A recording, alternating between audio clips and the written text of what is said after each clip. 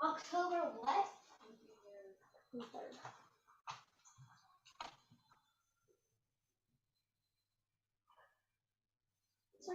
So no, I'm looking at it. Chelsea Pierce.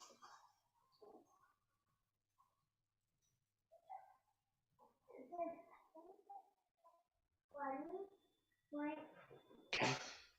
I'm gonna admit everybody. Is that all right? Yep. Okay.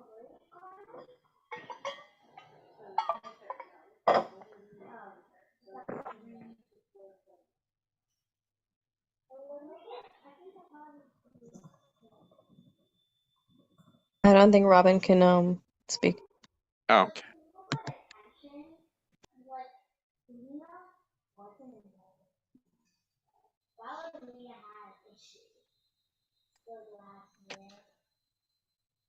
Okay, I do see everybody as co-host. Welcome, everyone. We're just waiting for people to enter from the waiting room.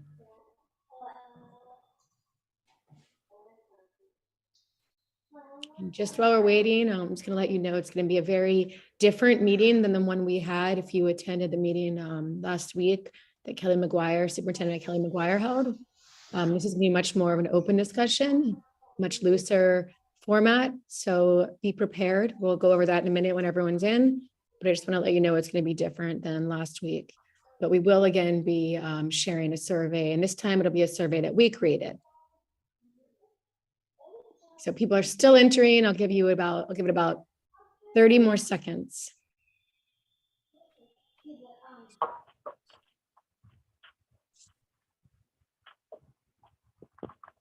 Okay, so I'm just going to start talking. So welcome everyone here tonight. I know it's a big couple of weeks. We have a lot of, we're getting a lot of information that we're having to process from the DOE, and the DOE is also in the process of making decisions about middle school admissions. And this could potentially be your final chance to have a say in what Kelly McGuire decides for our middle schools. So I really encourage everyone to speak up. Let us know your thoughts. We can discuss amongst each other. We'll have a chat on. And I want you to feel comfortable, no matter what you think, sharing with us here what you would like to see from our District 2 middle schools. I also want to say there was a high school announcement, which most of you know, a week ago. And even at my son's middle school, at Lab Middle, there was a lot of confusion. It wasn't expressed in the clearest way. So if there are any questions about that, we'll be happy to answer them. But just so you know, to be considered in Tier 1, the minimum is a 90. If you have a 90, then you go on to figure out, do I have a 95? If the 95 is what we guess will be the citywide average lowest GPA to be in the top 15 percentile, or am I in the top 15 percentile of my middle school? So if your child categories, then he or she will be in the first tier, and then they'll continue from there on. And is there still a lottery? There is still a lottery. We can talk about this a little bit further. I hate to go into it too much right now, but the lottery is a little bit different from last year. But the lottery is based on grades, on GPA, and it's the grades that the child received at the end of 7th grade, and it'll be the GPA in your student's end of 7th grade, the GPA at the end of your child's 7th grade in his or her core subjects that will determine which tier they're placed in. And the prerequisites to be in the top tier would be top 15% of the school or citywide based on those same grades. And then from each tier downward, it would be the numbers that were given. And then within each of those tiers, the numbers will be given at random. So yes, it'll be a lottery again. So I see a lot of questions, and I'll attempt to answer them in the chat. But I'd like to quickly continue with the intro before we get into answering the high school questions, if that's all right. I'd like to pass this along to my co-chair, Kaushik Das, But I promise you I will get back to all of your questions. Yeah, we intentionally kept this open-ended for a variety of reasons. We just wanted to have a more informal discussion. We wanted to answer questions. We wanted to let parents speak. Also, a lot of this has been happening real time, and we just a lot of things came to light very recently, and we intended, and also because of that, intentionally kept it free form. Questions. Just do me one favor. Hold on questions if you can. If you really need to get it out, go for it. Do what you need to do. But we're going to have a member of our committee, Hunter Dare, present on what exactly the changes in the high school were.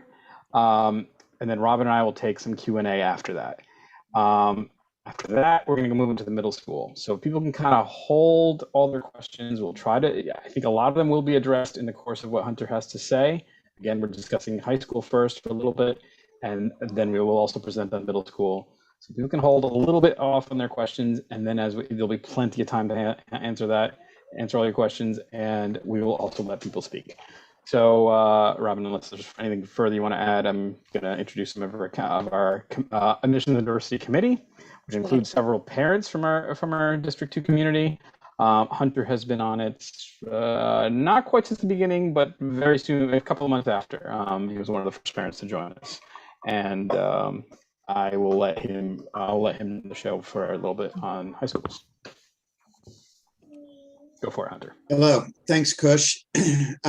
So I'm just going to elaborate a little bit on what Robin just mentioned about high school and how high school admissions are going to work.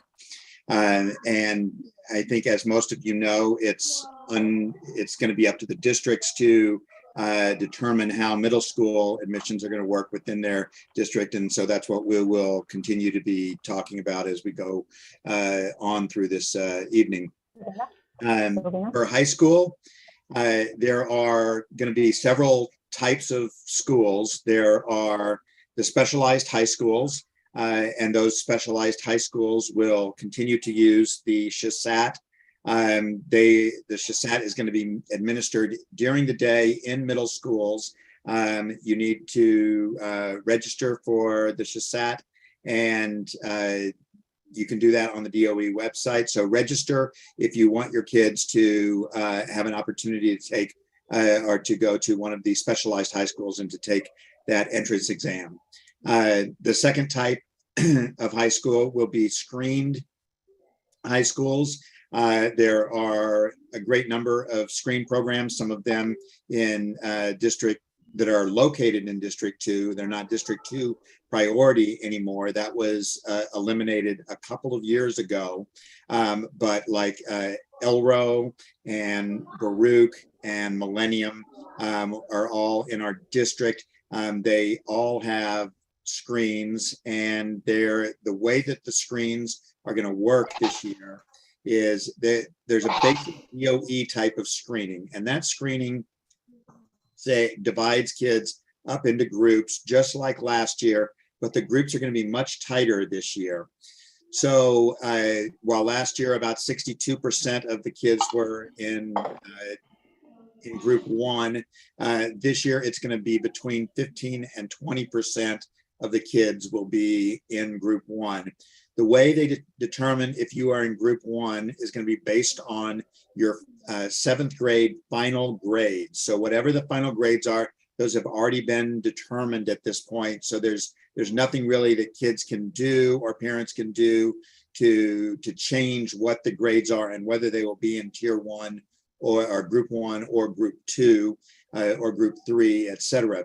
Group 1 says that either you are in the top 15% of the grades within your high or within your middle school, so 15% of all the kids, and our understanding is if there is a tie, then all kids that are tied will also be considered, even if that goes to 16%, for instance, of the students. And this will be based on the core subjects. So we're talking about ELA, math, humanities or social studies, depending on what your school calls that, your middle school, and science. So those 4 grades from your final grade in 7th grade will be averaged out.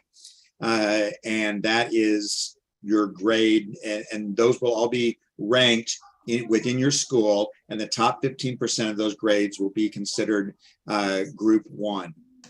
There's also a second provision that if you're outside the top 15% within your school, but you're still in the top 15% of the city, then you are also group 1. So a couple of years ago, before COVID, it took a 93 average to be in the top 15% of the city. There has been some, schools have tended to give higher grades during COVID. And so there is a thought that that number is going to be somewhat higher than 93, whether it's 94, 95, or 96 to be in the top 15% of the city. That number has not been announced yet, but I assume it is going to be, 95 plus or minus 1 as to whether your kid will be a citywide top 15%. The other caveat is that your child has to have at least a 90 average to be in group 1. So even if you were in the top 15% of your school or the top 15% of the city, but you had an 88 average, you would not be in group 1. Group 2 works the same way, except it's the top 30% of the school or citywide, and it's an average of at least 80. And group 3 is the top 50% of their school or citywide, and at least an average of 70. So these work exactly the same way. And, eventually that goes on down through all the groups. To be in a selective school, I think about 9,000 seats are available at the screened selective schools outside of the 6,000 seats that are at the specialized high schools. So to be a part of those 9,000, a lot of group 1 students will likely get into those, but it will depend on your choices. If you only choose the most popular selective schools, you might be in group 1 and still not get lucky. It will still be a lottery for within the group. So everybody within the group 1 will be placed first, but they'll start with the best lottery number and work their way down to the lowest lottery number within group 1. And then they will start with the highest lottery number in group 2 and work their way down there. But it is likely that some students from group 2 will also get into selective schools. I don't know all the selective schools, but it's possible that a group 3 student could get into a selective school if that school wasn't in particularly high demand. But I certainly don't want to make any promises or indicate that that's likely. I think that, and then there are going to be, there are some districts and that have some not district priority, but have borough priority. Manhattan does not have borough priority at any of its selective schools. There are a few schools that are non-selective schools that do have Manhattan priority, but none of our most high demand schools have borough priority. That is something that I know the CEC is working with, and just encourage all of you to reach out to your politicians, because this is something that helps everybody that's on this call. If our Manhattan schools have, or some of our Manhattan schools at least, have Manhattan priority. So then there are also schools that are called consortium schools. They do not have the same admissions criteria. They use their own admissions criteria. They have interviews, they have essays, they have exams. And then I want to say that are also some of the regular screen schools, I forgot to mention this, but they also, some of them have applied to have extra criteria on top of using the groups to place kids into their school.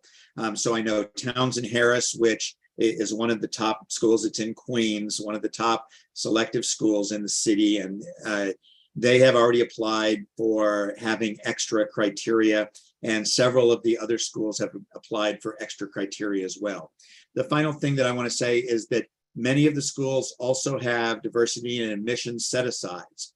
So if your child is on free or reduced price lunch, many of the schools have a certain percentage of the seats that are reserved for kids that have free and reduced price lunch. The way that will work is they will start off with group 1 kids and then go to group 2 kids the same way the regular admissions does, but it's possible that with those set-asides that they might get farther down into the groups. So you may have a better chance if you're in group 2, for instance, if you are free and reduced price lunch, if your child's an English language learner, or if your child is a student with a disability. There are set-asides at many schools for all of those categories. And so so don't be hesitant if you fit into one of those categories but are in a lower group to go ahead and still apply to some of the selective schools.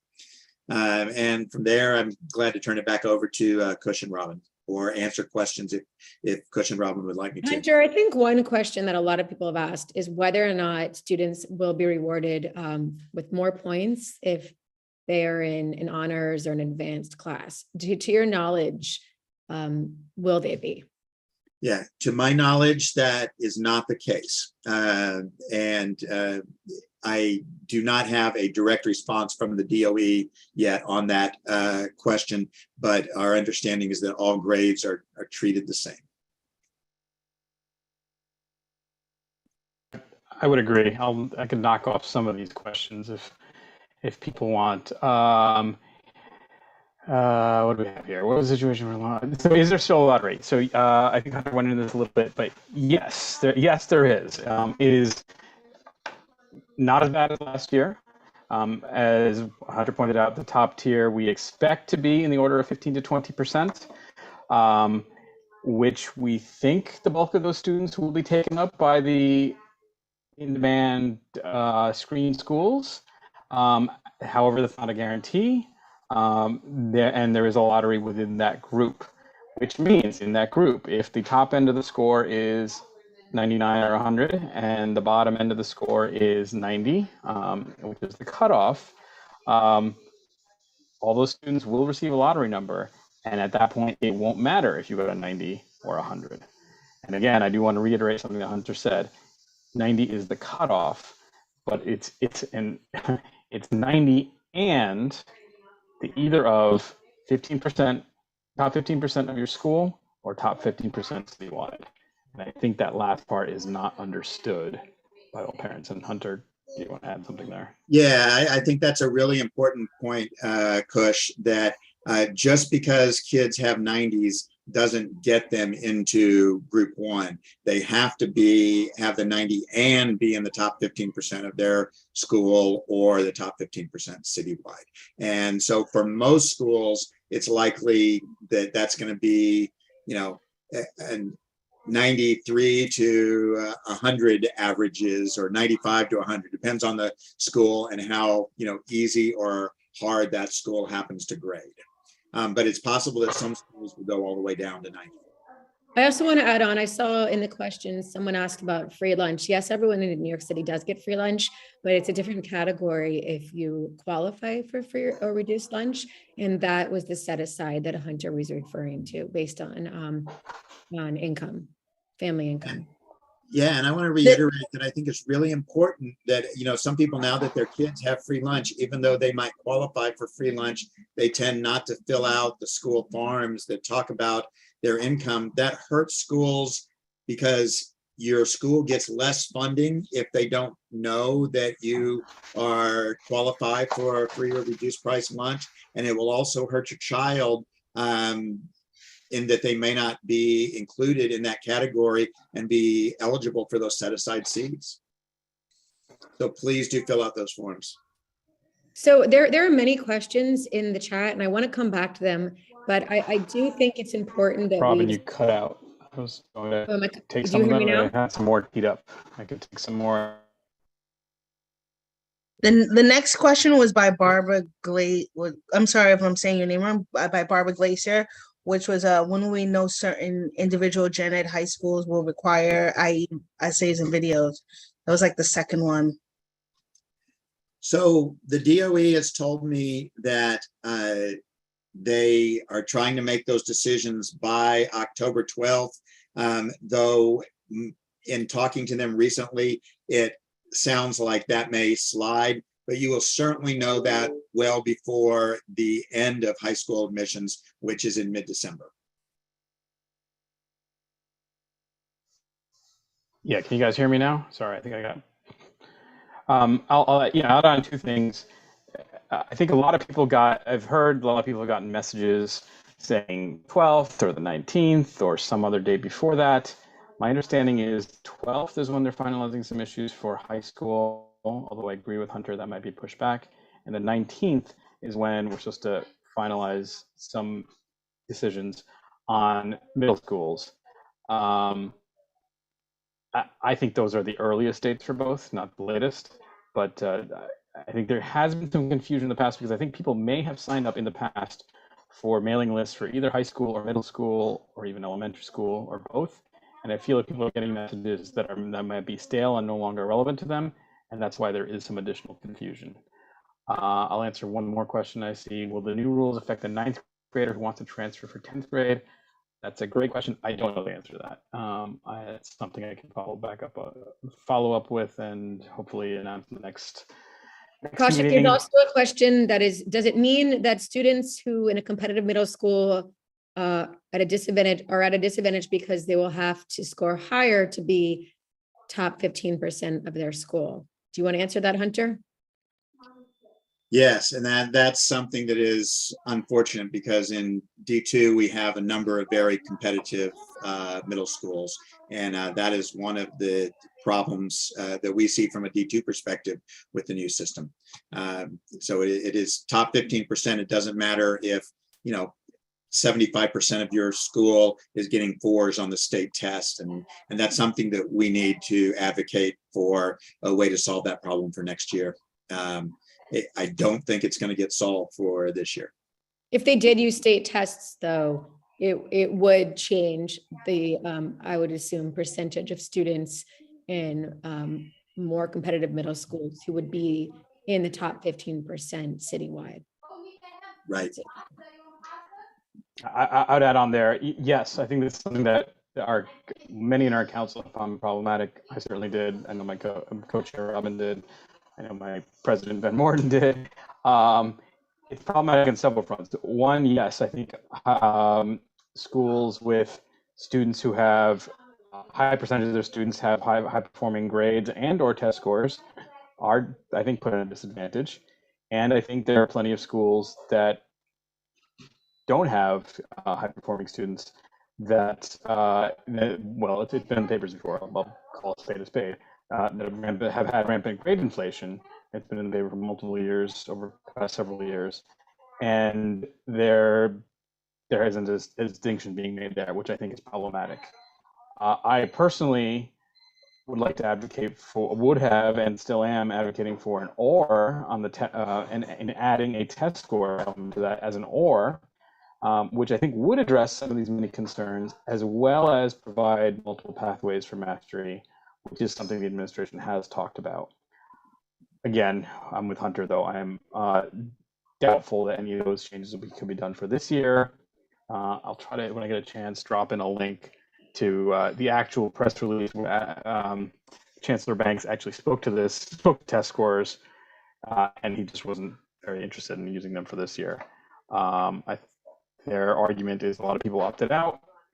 I think there's also just very poor test scores among certain ethnic groups, which I think is being unsaid, which I think is factoring into the decision as well. But yeah, it is what it is. I'll try to drop in the link, the actual thing that was said. I'll also add, I also see, will District 2 high schools provide priority for district students as Brooklyn and Queens did last year? No, we were hopeful that there would be some change here. We advocated very strongly with this, all the way up to the first deputy chancellor and the chancellor. Our president, Ben Morton, met with him as recently as the day before the announcement or day of the announcement. It doesn't matter. But within 24 hours of the announcement, and we were hopeful that that would be a case, but it is not. I believe some high schools still may have that choice that they can do individually. We're working on that. We're working with CCHS. But no, that is an unfortunate loss for District 2 and is not something that we're done advocating for. But again, I'm skeptical on what can be changed for this year. I freely and sadly admit. Can I say something to that?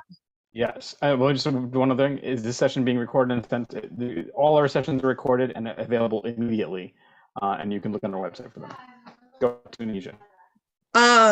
Unfortunately, I mean, it's a double-edged sword when you're dealing with this, because if you would have to make most District 2 high schools then only for District 2 schools, and that would, one, it would make it, you know, easier for District 2 parents to be able to do that, but it would block out many kids who then come in, but it would also potentially basically kill many District 2 high schools, because most District 2 student families only want very specific schools, and all the other schools that are in District 2 that aren't being fed into by those middle schools would no longer be able to receive students from other districts if they close that.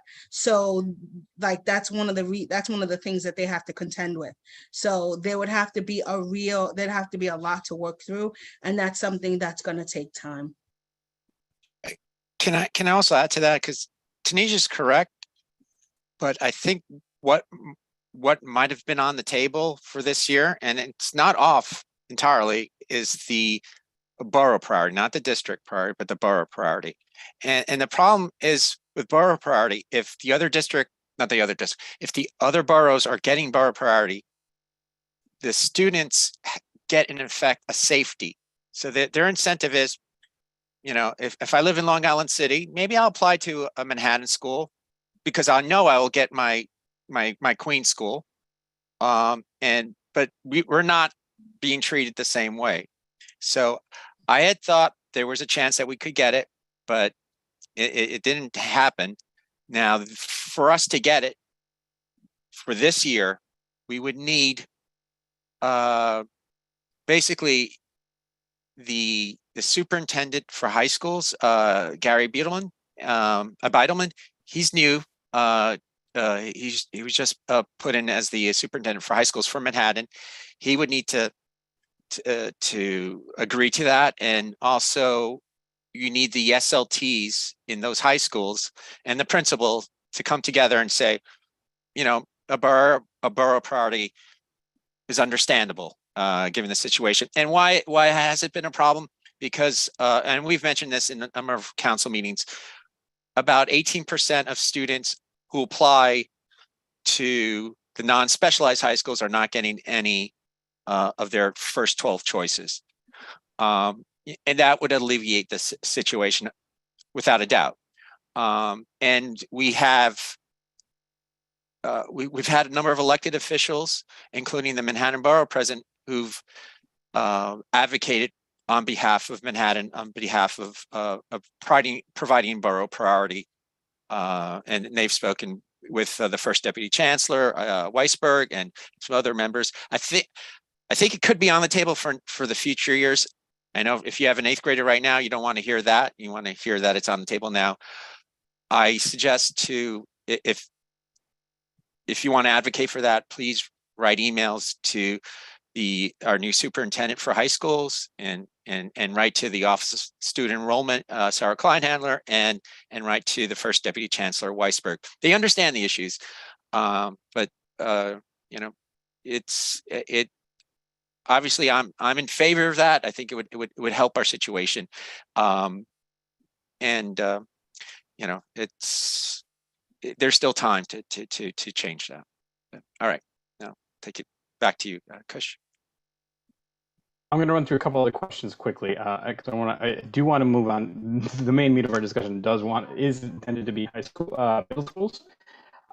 I know people are very anxious with the high school process. I know it's all related, but CCHS should be holding some further meetings on this, and they are advocating for all these issues as well. But a couple of things to deal with at once. Some people asked about advanced math classes. The final grade have points added to it. No. These kids in special SP programs get different considerations. No. You can see a theme here. If you're asking about whether or not if you have advanced courses, honors courses, a specialized in a school that had formerly had screening, some sort of honors, GNT, any of that stuff, no, there is not additional consideration given for your grades. I hope that answers I do think that answers a whole swath of questions. Specialized schools ranked in 1 to 12 in your choice when you're applying there. No, there's a separation again this year of specialized schools versus non-specialized. Different CEC members from various councils have advocated for a more streamlined process. That may be something we see in the future. There are reasons, without getting too much into the weeds, there are reasons to keep it separate. I'm going to pause there. Robin, do you see some questions that have common themes we can address in bulk? I just want to state the state test seems to be going back and forth. I think what Kaushik mentioned wasn't that we should only use state tests, but he was advocating for adding that as an or, so that if we were calculating citywide and your student did take the state test, and in particular, if they happen to go to a more competitive middle school, then that state test could be used to show that student is in fact in the top 15%, even if they have a GPA that wouldn't rank them as such in a competitive middle school. So that, just to clear it up, I don't think he was advocating that should be used instead. It was just an option of or. Final grades, yes, just to say final grades in 7th grade is already a composite of the other grading periods. And we don't know about sibling priority. They didn't mention it, so I'm guessing that means no. Yeah, And I would I agree. suggest, yes, specialized high school is a completely separate process. I think we should probably move on to middle school. And if we have time, we can come back to this. Can I just add one? There was Of one course. question here. Unless it was addressed already and I missed it, then I apologize. But it was about the smaller class size bill. It was from NDS Small. Schools should class size bills. Schools have to reduce their seats by 20% next year. If true, do we know how this will affect high school admissions? I don't think it will be affecting high school admissions this year. I haven't seen anything on that. That was a consideration. That was a worry before their announcement, but New York City does fulfill the need does fulfill the requirements for a smaller class size, because I believe 58% of classes are already at that level. So we may not see an impact next year as well, but certainly it happens within the 3rd year. And I had this discussion with the first deputy chancellor, and he said it's going to impact without a doubt within 3 years. So it will impact in high demand schools. So if you have a 6th grader now, this will be a worry for when you're in 8th grade.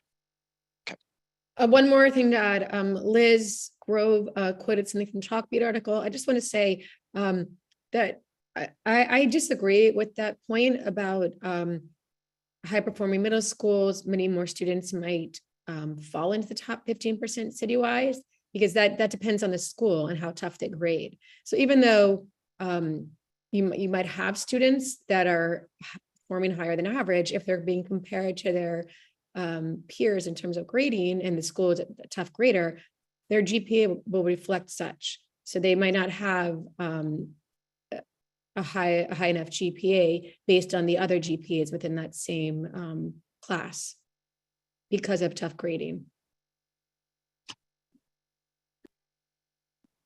I wanted to answer, there are a couple of a group of questions about like when people will get information about, are they in group 1 or group 2, et cetera. And, will they know if they're, in the top 15% citywide, et cetera. So all that information should be available on My Schools. The DOE has said it will be when high school admissions open up, and when middle school admissions open up. You should have your lottery numbers should be available as well. They said they will. They may not be there on day 1, but the DOE has promised to make both lottery numbers available and what your admissions priorities are. Okay, thank you so much. Let's move on. Wait, sorry, two more, because one of them is relevant to middle school also. I see also a lot of questions regarding lottery number. Will they be released like they were last year? We hope so. It is actually unknown. We are not. We are definitely advocating for them to be released again. I think that'll be relevant for high school, and it will likely be relevant for middle school as well, even if there is screening of any sort. Again, big topic of discussion.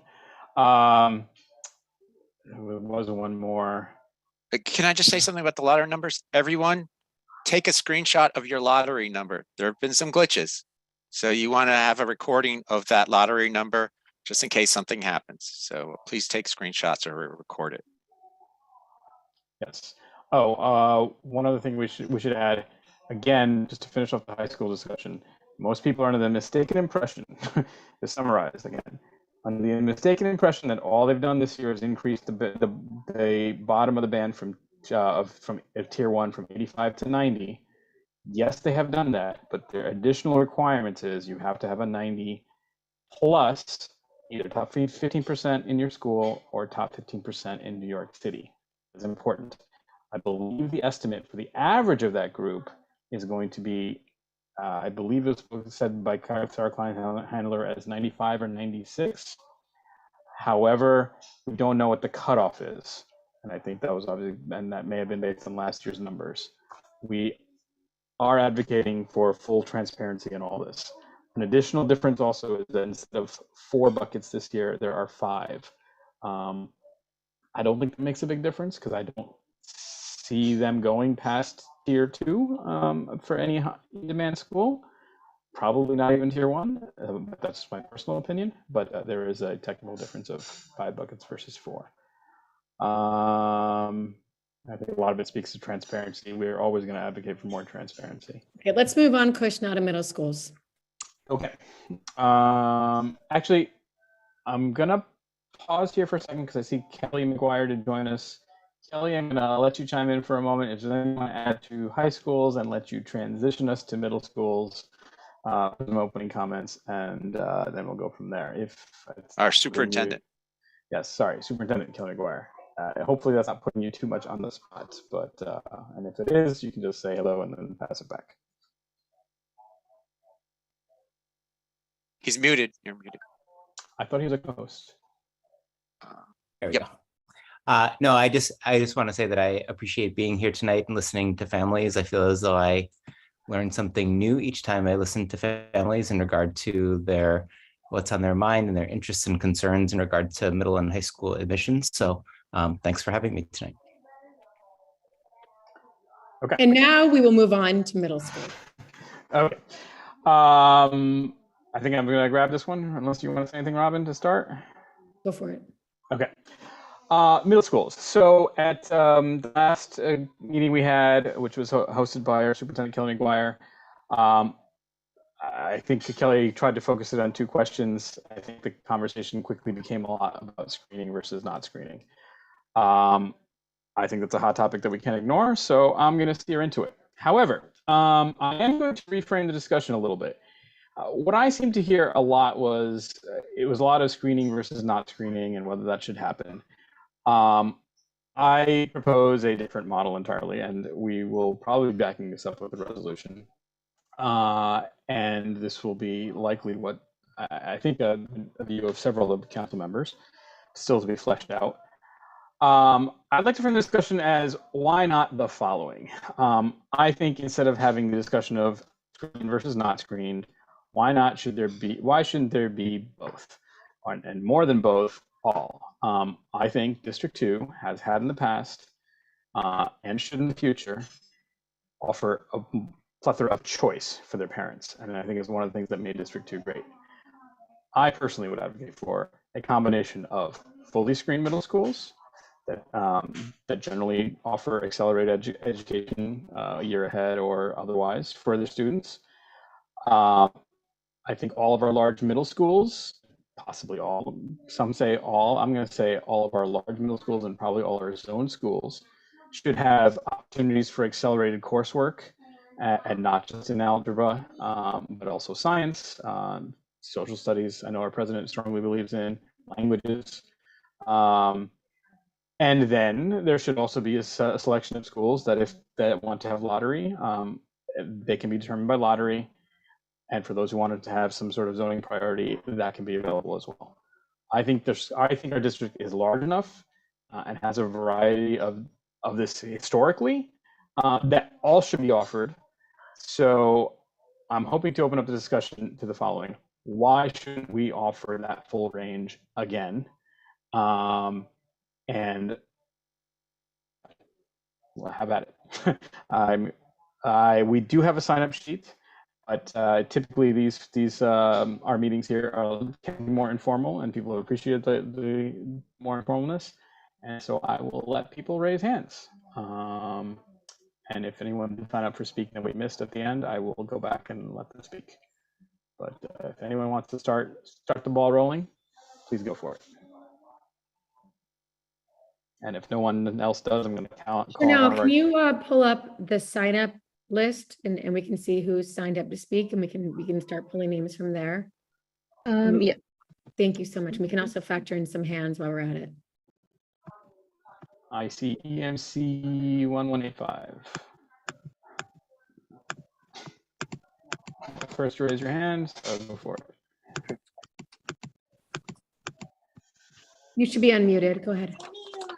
Hi, good evening. My name is Eric Marks. I don't know why the name didn't come through. I'm the father of a pre-K-er, a second grader, and a fourth grader. Thank you for the opportunity to speak tonight. There's clearly a shortage of accelerated curriculum in middle schools, which forces students to fight for limited capacity. Until the capacity issue is addressed, screens are the most fair and equitable way to see who would be most successful in an accelerated environment. The current lottery is also leaving accelerated students in places where they are not provided adequate curriculum. The notion of a school being strong is a myth. What gives that illusion is that the strong schools are made up of students who work hard, students who want to be there, and students who put in the extra time and effort to be successful. Forcing lotteries will do nothing more than make all our schools mediocre. Companies don't hire by lottery. They try to match the skills of potential employees with the skills that are needed for the position. Soccer teams have tryouts to field the most competitive team possible, as do all other sports. Why can we not apply the same standards to education and allow our future leaders to grow? Families with students who need accelerated learning and are denied the opportunity will continue to leave the system, resulting in a further drop in enrollment, a drop in diversity, and a continuing downward spiral. Thank you for the time this evening. Thank you. Let me chime in because I'm seeing some comments here. Everyone asking maybe we should explain the middle school process before we proceed. There isn't one to explain. Last year's model was a lottery. Everyone was assigned lottery numbers, which is why I discussed the lottery numbers for high school. But they were assigned a lottery, and that was their sole basis of how likely they were or weren't to get into certain schools. This year, they left the option open for screening, and I believe they said some limited screening to be decided at a district level, a district community level. It's unclear exactly what that means, but best to my knowledge, and again, let Superintendent McGuire speak in here for a moment before we proceed. Our superintendent needs to propose a plan by the 19th of this month. Hence the rush to this meeting, and the previous meeting before. And that plan is supposed to be after some community engagement. This meeting, I believe, counts as one. Superintendent McGuire's meeting last week as well. And that's kind of why we're looking to hear from you. I know members of the council have some student views, but we also, and that's been informed by parents we've heard speak at our various meetings, but we're eager to hear more. And basically, yeah, Kelly, please chime in for a moment. I'd also like to, before we hear from Kelly, I'd also like to say that as everyone probably knows, there has been a continued decrease in enrollment, and particularly in District 2. So the DOE has asked us for feedback, which we've been giving to them. We've been writing numerous resolutions, and this is just one more way in which they are trying to maintain enrollment by allowing each district, which I think is a great idea, to form their own decisions when it comes to admissions. So really is the decision of Kelly and the parents, and he's eagerly waiting to hear what everyone has to say and doing his due diligence, trying to figure out what the best policy should be for our district, which is why we're having this meeting.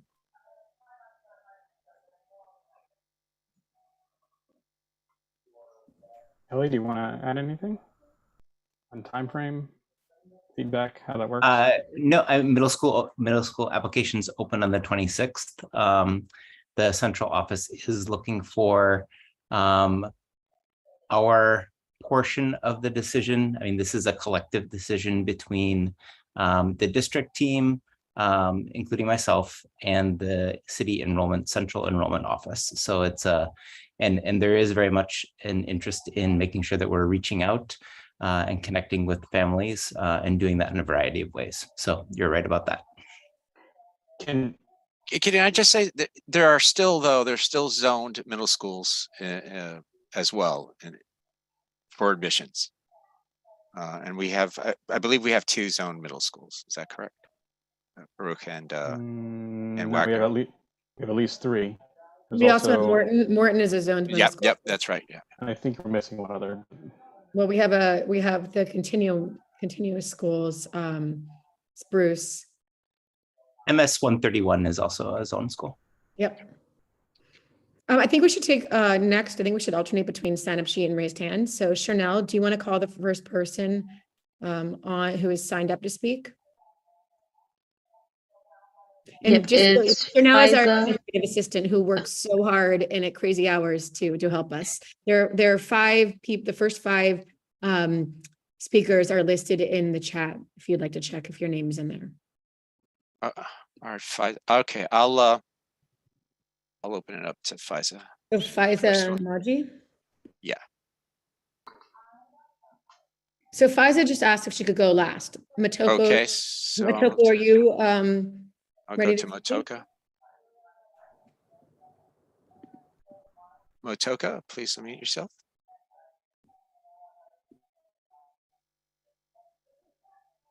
Hi, sorry, thank you very much. I am Motoko Shoboji. I am sitting in the PTA executive board at PS 33, Chelsea Prep. I have 2 kids in District 2. And I just wanted to say the most amazing thing about New York City is diversity. Everyone's different, everyone's special, everyone respect each other for what they are special for. And there's options for everybody. If some people is enthusiastic about science and wants to dig deeper on it, and they can keep up with the environment, then just let them have it. If some people need accelerated program or accelerated academics, and if they can keep up with the peers, then let them have it. If some people want on-screen school, then let them have it. And I believe, you know, my kid happened to like to be challenged, and that is usually in the case of the school that it's screened. And I don't want the government to label my child with just random lottery numbers. My children are human beings. I want the school to actually look at my child as a person. I really hope that lottery will end. And that's it. Thank you very much for listening. Thank you, Motoko. The next speaker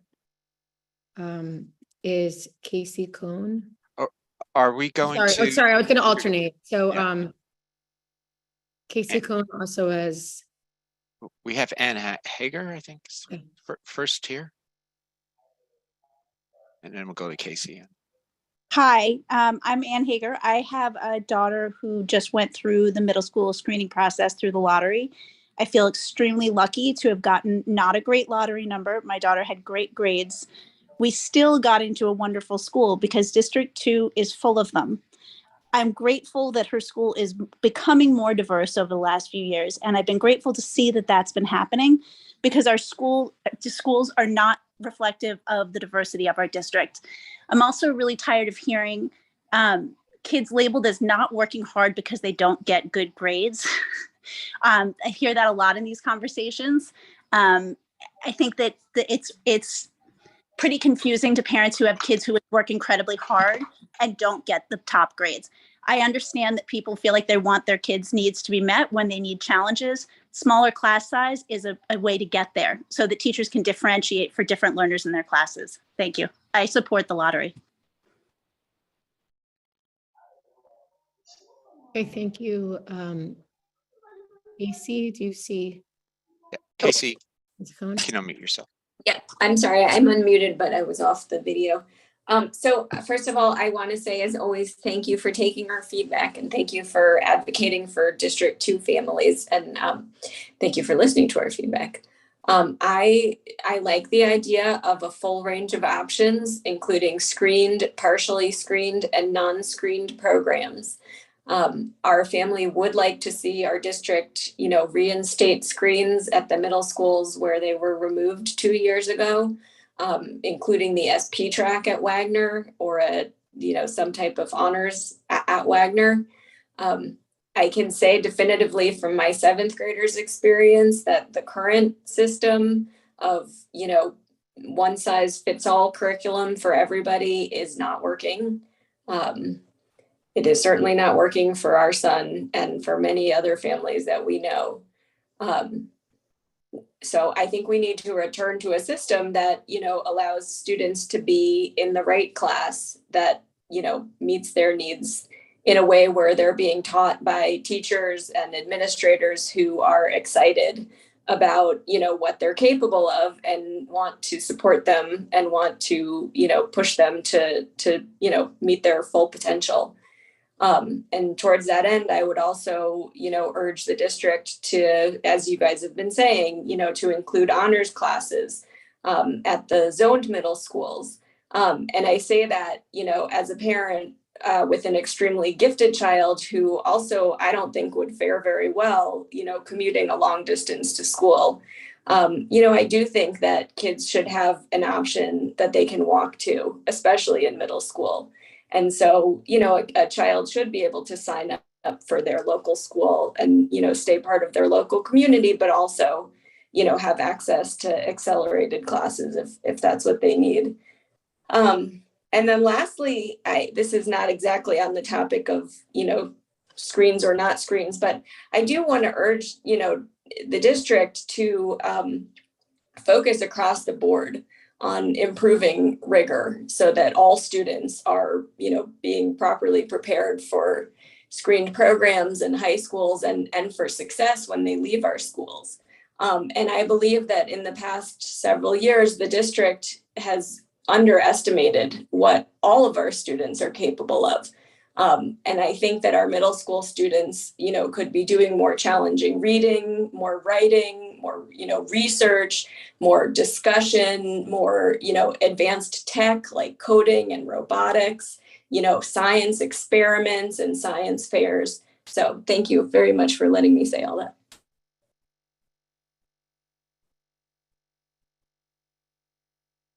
Okay, who was the next hand raised? And do you have a way of? Yeah, I have Nellie on my screen. Nellie Reitler. I'm sorry, I'm going blind here, but please unmute yourself. Hi, thank you for calling on me. I wasn't planning to talk, so this is improvised. And I guess that I'm a little confused. I'm not even sure what I'm for. I have a 5th grader at PS3 right now. Because we can't be the only family that was profoundly just disrupted and turned upside down by COVID. And in our family, we have a really vulnerable, immunocompromised person. I know we're not the only family like that. And I guess that my question is just how the pandemic and all of the time on Zoom school, which was, we all know that no matter how hard the teachers worked, it was hard on the kids. I know it was hard on mine. And even coming back last year for 4th grade, there were times when, like 40 people in the school had COVID and classrooms were sparse and the teachers were stressed. So I guess that I don't understand how our kids in this specific cohort are going to be screened, or what the standards can be for kids who've been through sort of such a massive disruption and trauma and sort of developmental confusion. So that's my question: is how is the COVID break and normalcy being taken into account in any decision?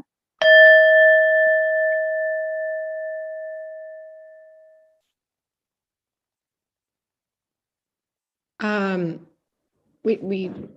know if anyone wants to answer that because that actually was a direct question. But I will say, Nellie, I do think that you have a valid question.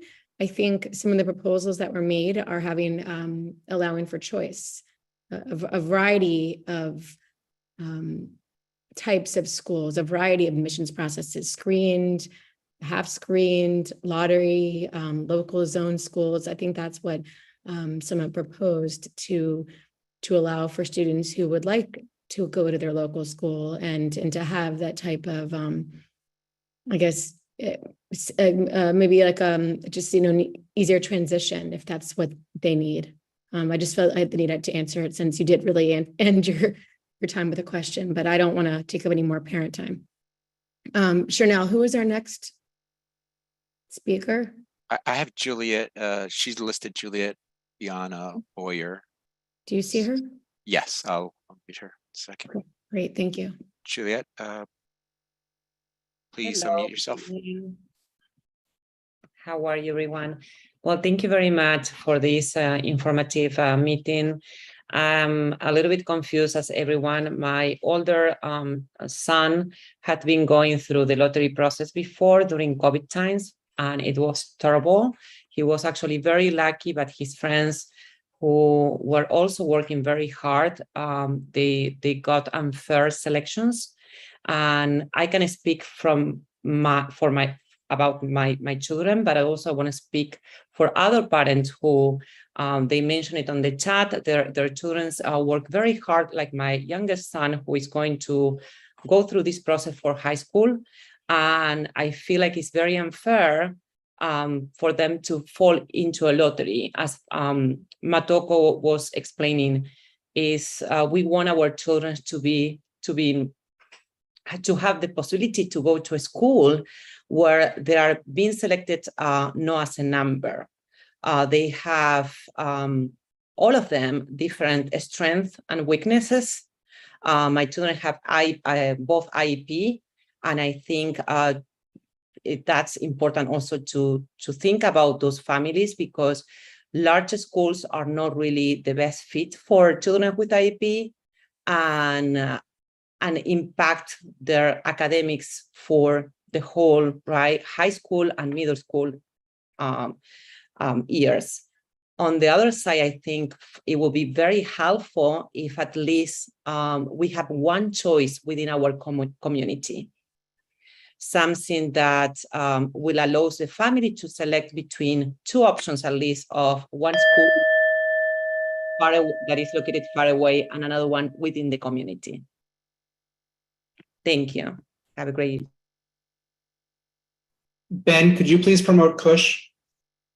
So I think he dropped off and he came back on, but he needs to be promoted back to host.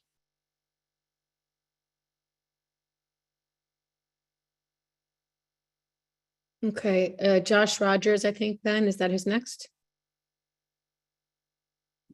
Okay, Josh, can you please unmute yourself? Yes, please unmute yourself, Josh.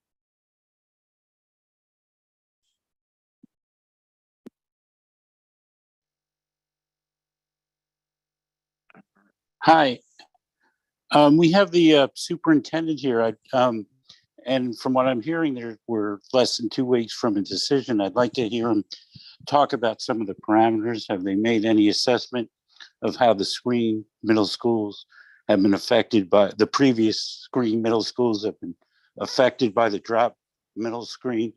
The chancellor's ruled out state tests for high schools. Is there a similar decision made for middle schools? We're very close to a decision. Surely the superintendent has some information about what the parameters are, what they're thinking about. I'd love to hear him talk about it.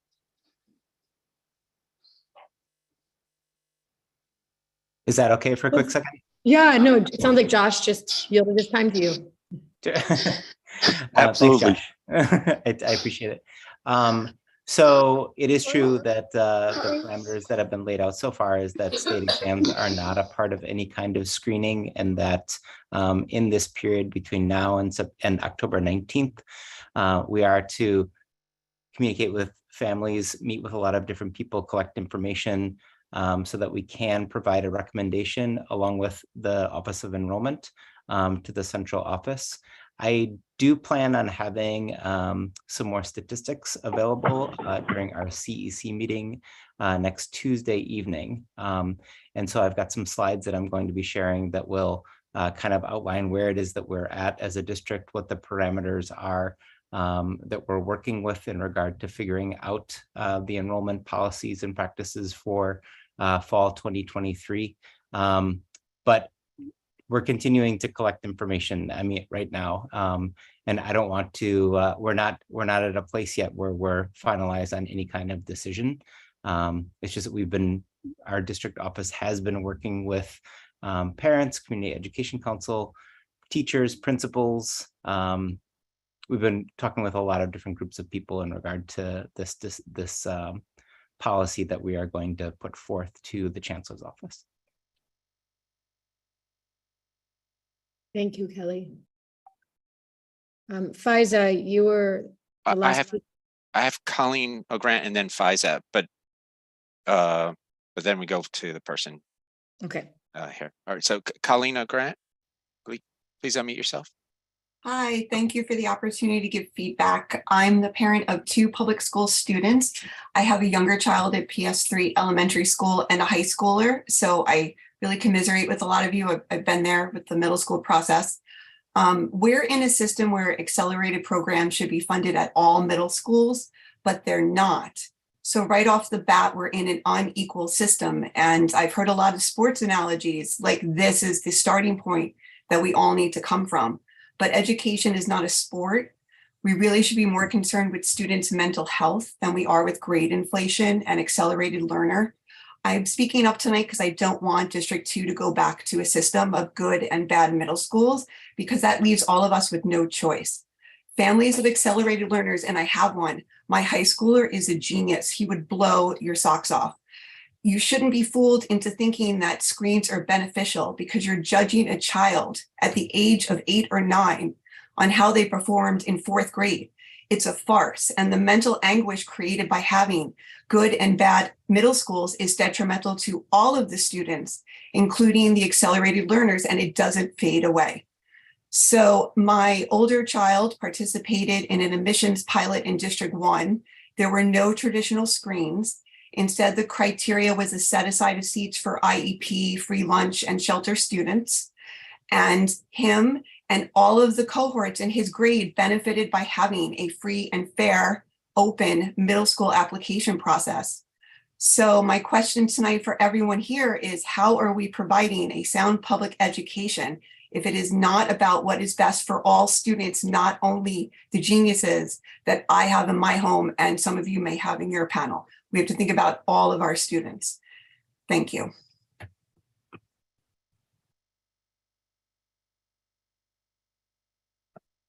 All right. So let's go to Wendy Finkel. Can you unmute yourself, please, Wendy? Yes, hi. I'm Wendy Finkel. Thank you very much for the opportunity to speak tonight. I am the parent of a 4th grader and a 2nd grader. And I'm here tonight because I was very excited when I saw that Mayor Adams was giving the option to introduce some screens again. I understand why this was all taken away during COVID, but I've also watched how many of my friends, my children's peers have been leaving the city, in part because they became very anxious about what is the school system going to look like. There's been so many wonderful public school options for elementary, for middle school, for high school. And then when everything went to 100% lottery, a lot of people began leaving the city.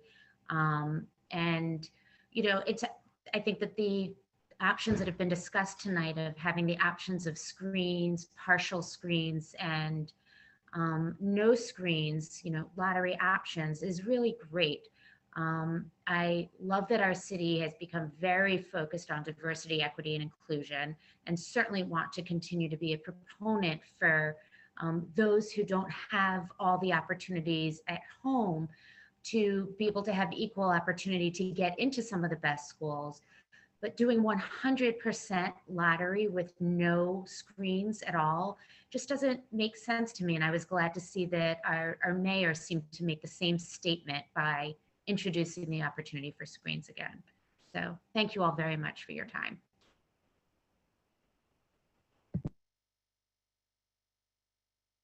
Thank you. Faiza, please unmute yourself. Hello, thank you for giving us this opportunity to speak. My name is Faiza Mauji. I'm a D2 parent. You know, I just want to speak out in favor of screens. If you've heard me speak before, you're not surprised. I don't think that all schools in D2 should be screened. You know, but I do believe that there is enough wealth and resources in this district to provide D2 kids with choices. You know, I've been reading the chat and we're arguing about these things like it's a zero-sum game. It doesn't have to be a zero-sum game. Parents should have choice. Moreover, for acceleration, you know, and screens, which I advocate for, I don't think it makes sense to put children who aren't reading at grade level or doing math at grade level with kids who are advanced. I don't think it's fair to either group. And I think that we have zone schools in the district and parents should be given a choice. You know, for years, for the past 3 years, I've been watching parents arguing and fighting over G&T as if it's a demon, you know, an acceleration and responsible for all the ills of schools. And I think we really need to address the key problem, which is that we have low standards in elementary schools and we have failing institutions, which fail to prepare kids for the world of tomorrow. And the world of tomorrow is that you've got kids in Pakistan, India, Brazil, China, you've got kids in Nigeria, all over the world who are walking to school barefoot and sitting on the ground, struggling to get an education. We are fortunate enough that we don't have to go through these challenges. We have enough resources and money and will in the parents, you know, at the parental level to provide our kids with choice.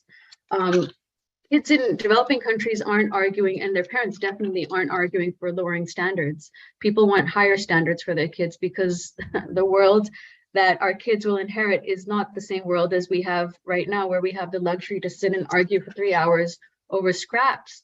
I think that we have enough choices, we have enough facilities that we can give our kids choices.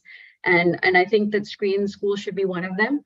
Children should have the option to apply to unscreened schools, zone schools, and people should go where they see fit. It doesn't always have to be this contentious, you know, discussion and debate about the ills and the merits of acceleration. You know, I personally think that we need to move past this and focus on making our elementary schools better for all and improving the standards across the board for everyone so that everyone has an equal shot of acceleration and merit-based education. Thank you.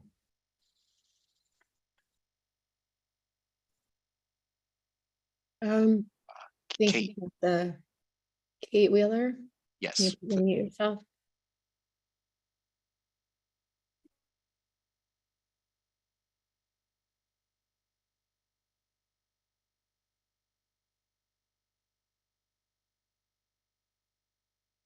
Hey, Kate, please unmute yourself.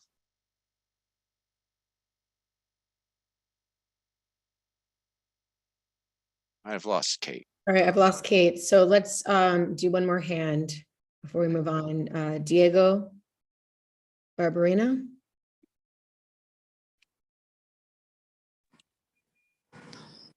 Diego, can you hear me? Yes. Can you hear me? Yes, please, Diego.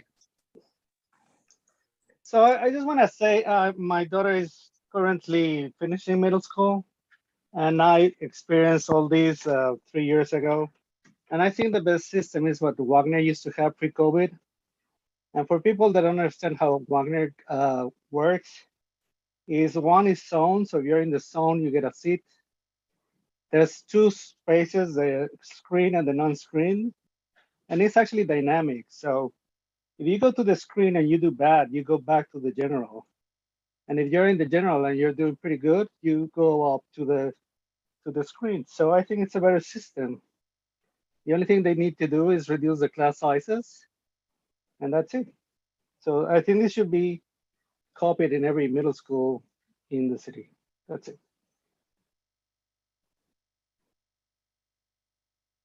Thank you so much for sharing. Robin, I don't think we have any more on the list, so we can just do the hands. Can we try Kate again? She was asking to speak. I think she had a hard time. Oh, yes, sorry. Kate, your hand is up, but you got knocked to the back. You got kicked off. So Kate, you're up. Hey, Greg, can you hear me? Great, thanks. Hi, I have a daughter in 5th grade in D2, actually at PS41, and she was diagnosed with dyslexia 2 weeks before the pandemic hit. So we've had a really rough go of it.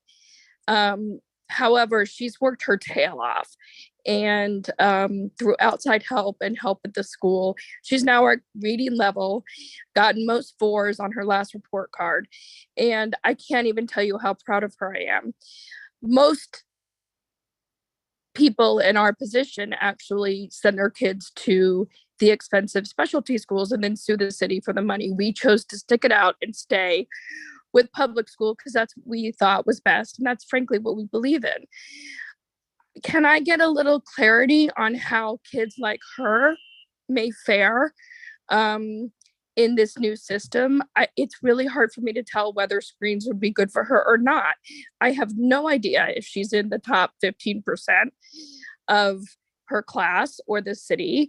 All I know, and she will always have an IEP, but she has largely overcome her dyslexia in terms of not needing an ICT class. But where do kids like her fall in this? I just feel like she's really about to get lost in this huge system. I know that you guys are, and she has advocated in Albany by herself for lawmakers for all these new policies for dyslexia screening. And I know there's some schools being built specifically for dyslexia students. None of that is going to benefit her at this point. Can the superintendent or someone just, clarify how someone like her is going to fare in either one of these systems? Because I can't figure it out.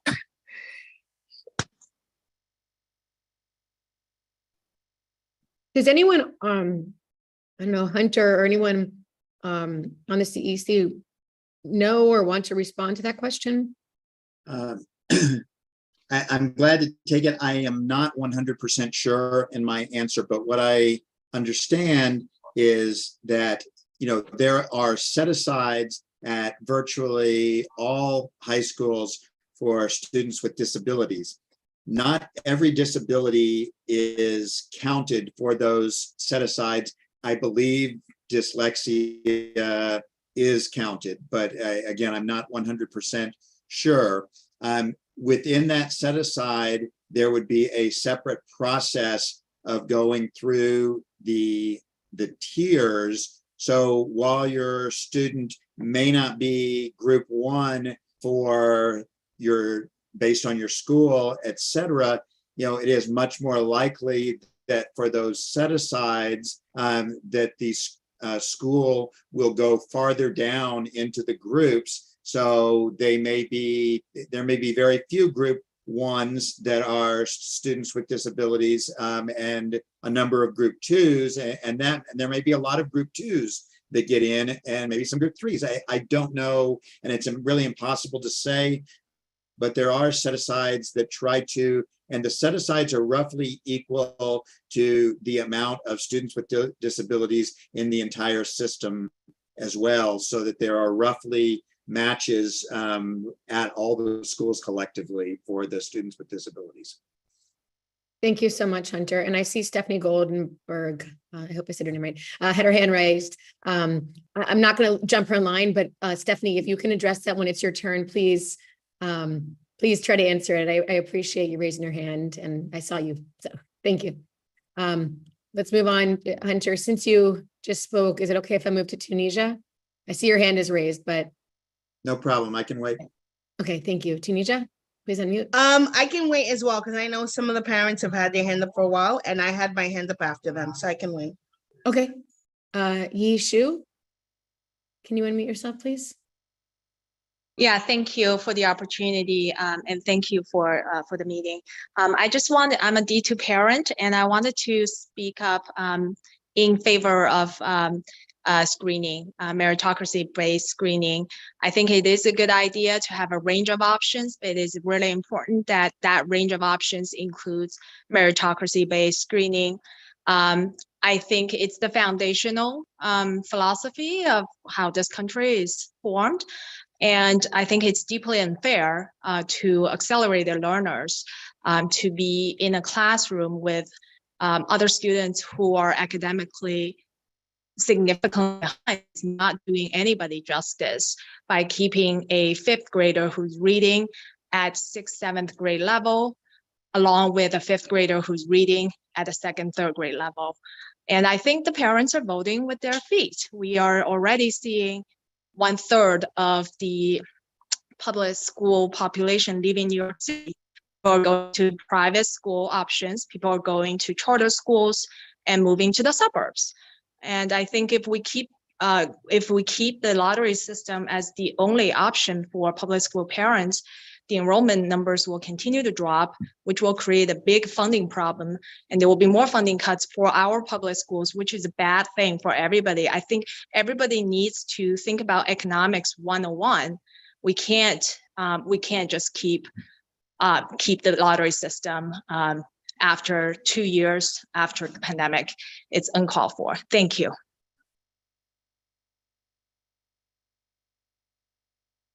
Okay, I'm gonna go to Stephanie, since I'd love for her to answer Kate's question, and then I'll circle back and see if Tunisia is ready to take her spot or if she wants us to move on to others.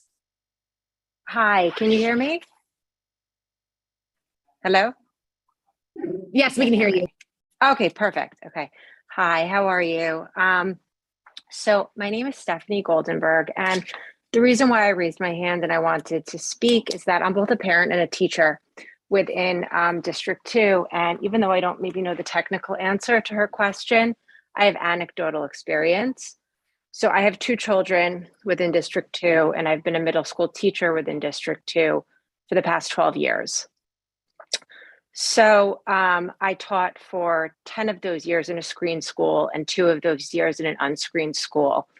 And I just want to point out from the teacher's perspective that the screens were taken away on the heels of the pandemic. And the pandemic hit and teachers were, had to learn a whole new landscape. And then the screens were taken away for schools like mine, who were heavily screened the whole time. And nobody gave the teachers the tools or kind of how to, deal with the fallout and the huge change of the landscape. So what happened is we had the curriculum that we had, and we did the best that we could do with it. But what happens with one size is that it really doesn't fit anyone. I've also been an ICT teacher for all of those years. And the beauty of the ICT model, not perfect, but when you had ICT learners in a classroom and then you had screen children in a classroom, was that the atmosphere was brought up. And the children, the gen ed learners were able to show empathy and model and demonstrate both behavior and learning style for the ICT. Okay, sorry.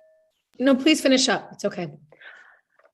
What I was going to say is that they were able to. The class was brought to the higher level of learning, and there was a positive play going on. When the screens were taken away, and you have ICT learners with challenges in a classroom, and then you have learners who are not accelerated at all different levels, not only does the academics of the class suffer, but the attitude and the tone and the mood of the class completely changed. And what happened in my school, and I don't know how, politically correct this is to say, but it was no longer cool to be smart. And the behaviors shifted. which made the atmosphere of learning completely different. And I saw accelerated learners kind of shrink into themselves, and they were almost embarrassed to accelerate. And when we had to teach, and when we didn't have the tools to teach to every size, every shape, size learner, and everybody suffered because we couldn't modify heavily enough for maybe the ICT and lower level learners, and we couldn't challenge high enough to the higher level learners. And it kind of broke my heart as an educator that I felt I was failing everyone. And it was really, it's a very difficult experience to go through. And while the schools are taking measures to get there and to transition overnight into totally different, curriculums and styles, it was a big shock to the system. And before, it was just a place where it was like, being smart was kind of, and like bookish was kind of the thing. And it was a haven for certain kids who maybe weren't, socially a certain way, but academically were a certain way. And it really, as a parent and a teacher, it was heartbreaking to lose that for those type of learners. And I just don't see why there can't be, whether it be classes in a school or complete schools that are screened, to have those options for learners, because they don't only suffer academically, they suffer socially and emotionally. And it's a part of themselves that isn't allowed to flourish in the same way in an ICT and a gen ed capacity. Thank you so much, Stephanie, for your firsthand knowledge and experience. Sorry, Robin, can I cut in for 1 second? Sure. Ken, I just wanted you to be, did you see, because we're going to have a survey. I just want Ben to be aware of the survey that I released to him. He had some finishing touches to put on it. But can I interrupt the path and allow one of our CEC members to speak? I know both Chen and Daniela had wanted to speak. I'll let you guys fight for the spot. I'm going to pick Daniela because I think she asked first. Thank you for the opportunity, and thank you for everybody who is here trying to make the public schools work for your family in New York City. I want to say 3 quick things, and then I really want to make a request to our community. One is that, people talk a lot about the segregation. The biggest segregation that is happening is this new system, because everybody who has resources and has a different option is leaving the system. And this, for me, is the biggest problem. That is the unintended, or maybe intended for some groups, consequences of the system. People are looking at private schools, people are looking at charter schools, people are looking to move to the suburbs, and there will be a system where the only people who are left here are the people who either don't have a choice, or, for some specific groups, it's working what is here. The other thing that I want to say is that, mental health can be very different for advanced learners. Like, I have seen my son really suffer when he's in a place where he's not challenged, and really try and misbehave, have problems, and really thrive when he's challenged. And so I think when we talk about mental health, it looks different for different kids. And I think that, as always, families are the best thermometer there about how much pressure kids can take and should be able to take. And the last thing that I want to say, there's a lot of conversation about COVID and how COVID should be factored in. I have what now they call the COVID babies, one of those kids who had the entire preschool during COVID and is now in kindergarten.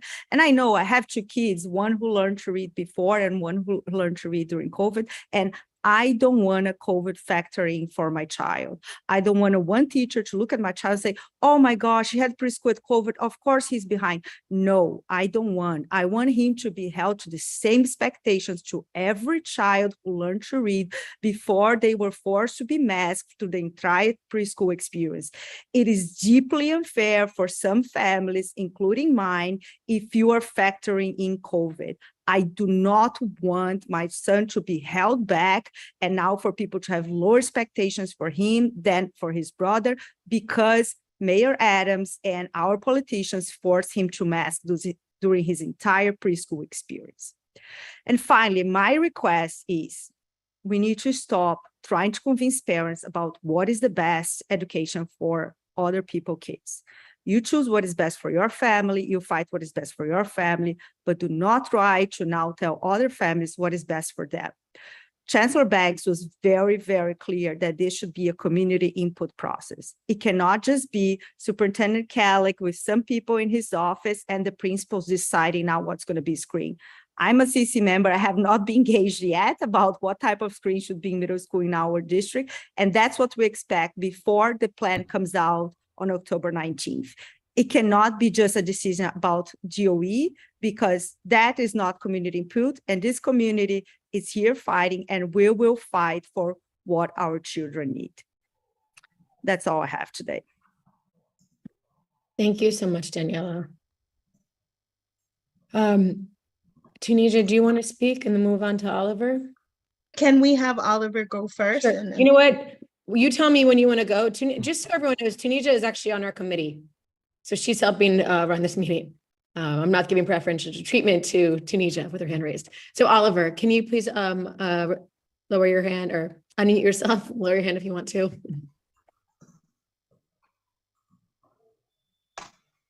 Hi, my name is Ollie and I'm a D2 student. I want to say that I'm really against screening kids to decide what school they get to go to. I'm a student with disabilities and I've had an IEP since I was three years old. I've always worked really hard, and it's mean when people say that just because I don't do great on big tests or get A's all the time, that I'm not curious or smart.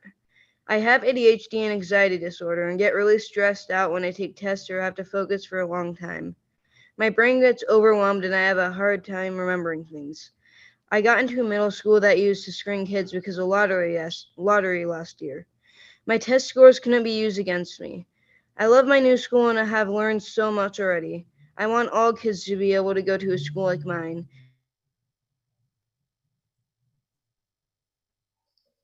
Because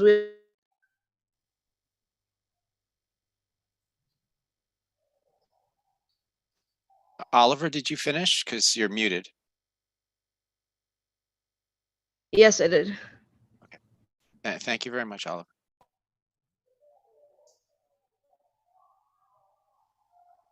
Okay, Sumitra, you want to mute yourself, please?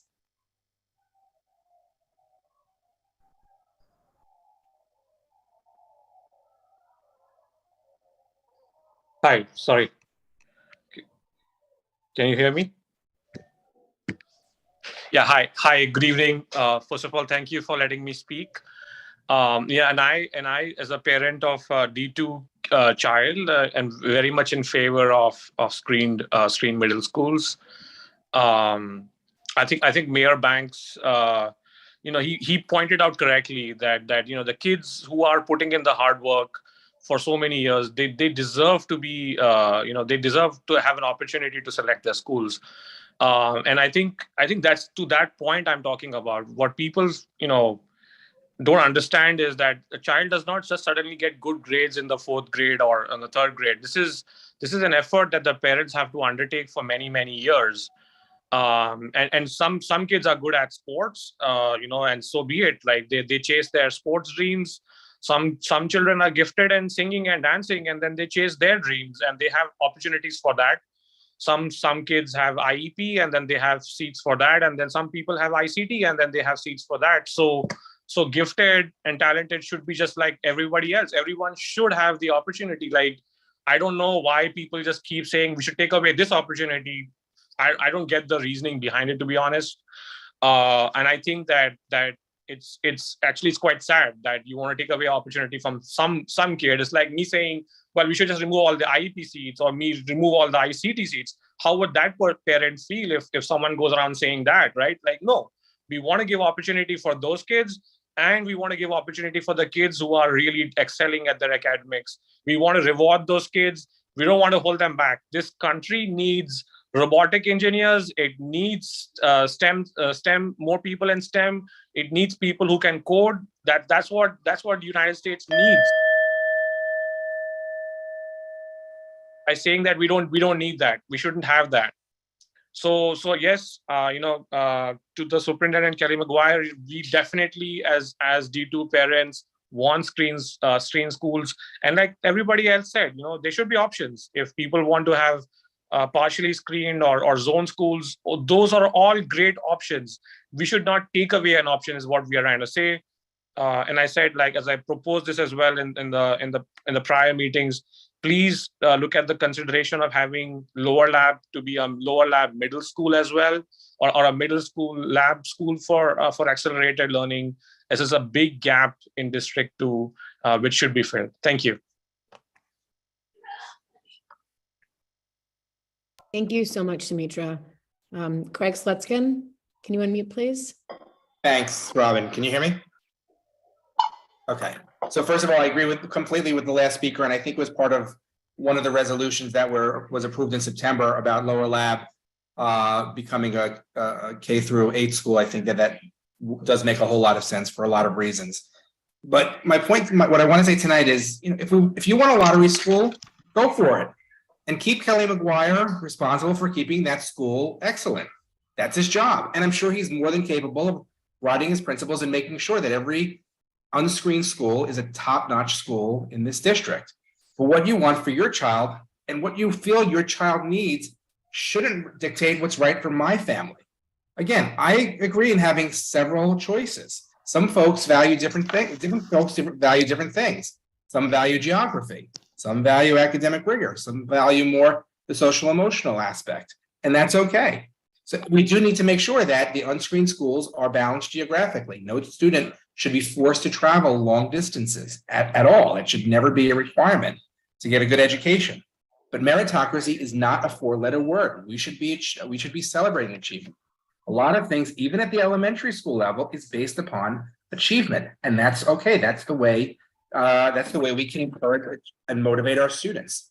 So I do like the plan proposed by Councilperson Das earlier, and I'm fully supportive of it. Thank you. Thank you so much, Craig. Okay, Tunisia is ready. So Tunisia, can you unmute, please? I'm unmuted. Hi, 3 things. I agree, we should all have a choice. I don't like the idea of someone telling me that my child doesn't deserve the education he deserves. That's my choice. I gave birth to him, I created him, that's my choice. The second thing is that I think it's wholly unfair that when we talk about diversity, it seems that we say we want to make diversity by including brown kids, Black and brown kids, and kids with IEPs.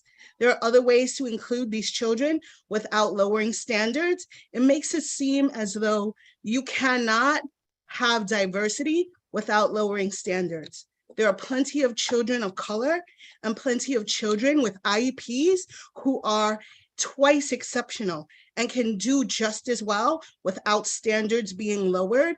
And being the parent of 2 very gifted and talented students who go to very, very strong academic schools, I will tell you that they don't need the standards lowered in order to get into any school.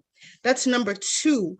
Number 3, I don't appreciate, and I think we've seen it in the chat where they've said that only privileged and rich families want screens. Only super rich families want screens, and only super rich families are willing to leave in order to get an education. There are many, as a matter of fact, we were talking about this, there are about, 6 schools we said that are Title I schools in District 2. And a Title I school is a school that is predominantly families that live at or below the poverty level. And these schools and these families are high academic performing schools. And these children are doing so well that they can get into any of these schools and any of these middle schools and high schools that they want. And they're getting in without their parents having an exorbitant amount of money. And we're overlooking these children. So these are the children of PS1, PS2, 130, 126, 124. And these children are getting into top performing middle schools, top performing high schools, and top performing colleges without having parents of privilege and means. And we're overlooking them, and they're also leaving to go to charter schools, to go to private schools. And they're leaving not because they have money, but because we're overlooking them because they believe in meritocracy and they want to have the choice for screen. So I'm not saying every child should have to go through the screen process, but allow these families, allow my family the choice, if we so choose, to go through the screen process. That's all I'm saying tonight. Thank you. Well, thank you, Tunisia. Got a lot of reaction there. So thank you for speaking, and we all really appreciate it. Hunter, I'm going to keep on going and circle back to you last, if that's all right. Actually, can we let him speak? Because I think he has to go. Okay. Oh, I'm sorry. Do you need to go, Hunter? Because you have been waiting for a while. Give him a closing statement and let him go, and then I'll go in order. Yes, thank you so much for giving me a chance to speak before I had to drop off. I just want to echo what Kush said at the beginning and what Craig and several other people said. Advocates for screen schools are not asking for every school to be screened. Though I hear oftentimes people that are advocating for a lottery system saying that's the only system that we should have. The best argument for that position is that we need some schools that have diverse communities of learners, academically diverse communities. But D2, before we went into COVID and took away the screening systems, had a number of schools that all had very diverse groups of academic abilities, and they were unscreened. Just because you have some kids that go to screen schools doesn't mean that the schools that are unscreened are not still going to have a variety of learning levels. And I also want to echo what a number of teachers have said here, that it's extremely hard for teachers to diversify across to differentiate across a great number of levels. My daughter's middle school last year in her math class had kids everywhere from second grade level to ninth grade level. And really the kids that were at grade level and those just below the grade level were the ones that got served and got teacher time. It was very hard for her to provide any teacher time for the kids that were outside that kind of nearby range, near to the middle. So I applaud everybody having their choice, and I think that everybody should have their choice. And there are good reasons for all these types of schools, but we can have schools that are screened, we can have schools that are mixed, and where there's movement between screened and unscreened programs, and we can have schools that are complete lottery and still serve all of our learners. So thank you guys so much for doing this tonight. Thank you so much, Hunter. Have a good night if you're jumping off. And thank you for your help. He's also on our committee. Nadia, please unmute yourself. Yeah. Hi. Yeah, I'm Nadia. I'm also on the committee. I'm also a mom at PS290. I have 2 kids at PS290, and I'm on the SLT. I just wanted to add that this is just a fraction, like this meeting and the parents speaking up are just a fraction of the parents out there that feel this way. I think parents approach me all the time speaking about their fears, about this lottery system, about what's going to happen with middle school. I think it's definitely very real, the attrition that's happening right now. D2 schools are down 20% in enrollment, and I think kindergarten is down 30% or something like that in D2, and I feel like families truly in District 2 want screen schools. They want that, and the DOE has a responsibility to listen to what families want And I just want to say, to me, acceleration for those who need it, there's just nothing offensive about that concept, just like there's nothing offensive about providing extra help to people who need it. And I just want I would love, you know, the DOE and Superintendent Kelly McGuire to really hear what the families in our district are asking for. Thank you. Thanks, Nadia.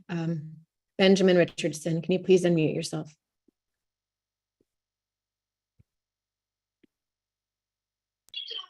Yeah, thank you very much. I'm the PA president for PS28 and a community board member for CECD2.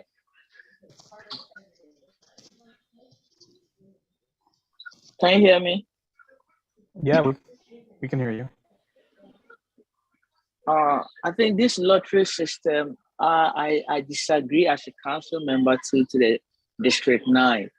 Looking at the performance in the Bronx, our performance in the Bronx or in our district schools, I see that is very, very, very less. And the Bronx has more low income parents. So bringing this lottery system is going to cause so many harm to our kids. So I agree to what the lady said, that we need to decide for the kids where to go. This lottery system is not going to help, because it's something that's going to bring, like, our diversity is not going to work. It's going to be cut away. So I believe we should maintain though we can have that lottery, but we should maintain some kind of our old system whereby a parent can say, I want my child to go to this school. I want my child to be in this class or this particular school, because my choice of school is maybe that's where I feel like my child should be. But if that system comes, many parents are going to be cut off. Thank you. Thank you, Benjamin. Chime in for a second, Robin. I think we're going to go next to our council member, Janie. Shown on the screen. I was just going to say that. But I wanted, before that, I want Ben, are you ready with the survey to go right after her, or no? I'll put the survey in the chat, the link, and then you want to speak to that. Yes. So yeah, I'll put it in and then we can also email it to because we have about 70 parents who dropped off, or 80 parents who've dropped off since the meeting began. So we can email it to the district. Yes, we'll do that. We'll also make it available at our next meeting. I'll speak to all that. But for those who are waiting, please listen to Janie while we prep that. And please do take our survey before you leave. And we are so grateful that you, this is later than our usual meetings begin, not later than they go. So thank you for coming and staying at this later hour. So Janie, can you please go before Kush speaks again?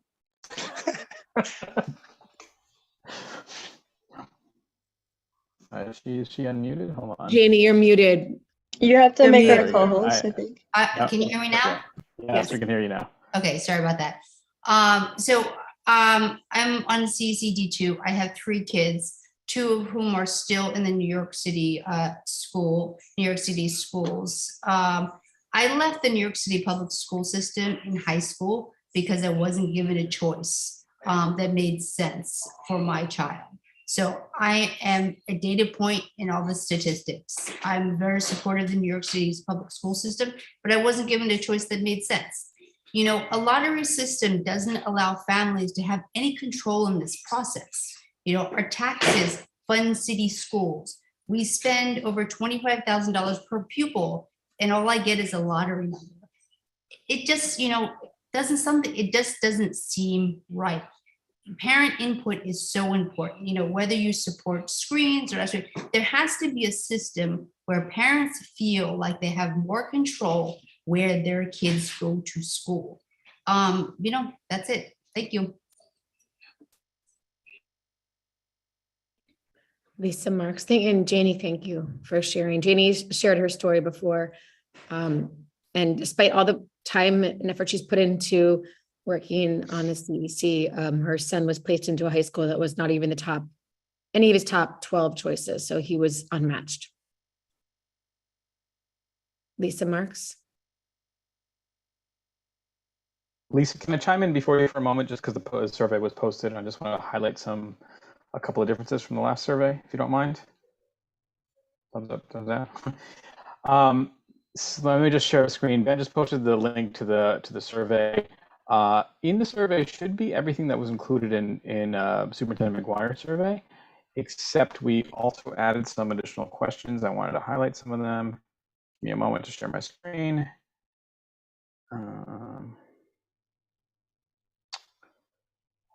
There we go. Can people see that? No. Hold on.